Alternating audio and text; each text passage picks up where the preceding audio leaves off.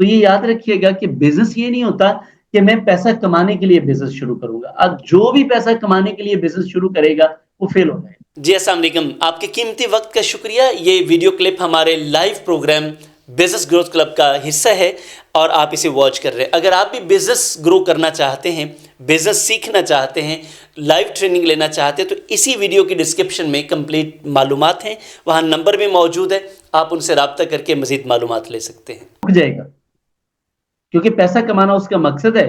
पैसा जैसे ही आएगा, वो किसी और चक्कर में लग जाएगा। उसके पास या सिर्फ पैसे ही रह जाएगा और कुछ नहीं कर सकेगा।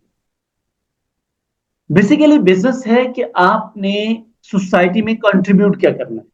इससे कोई फर्क नहीं पड़ता कि आप कितना अरसा लगाते हैं, लेकिन एक वक्त आता है कि आपकी बेसिस इतनी स्ट्रांग हो जाती है, उसके बाद आपको डाउनफॉल नहीं हो सकता, बशर्त ये कि आप कंसिस्टेंसी के साथ कंटिन्यू रखें अपनी स्ट्रगल।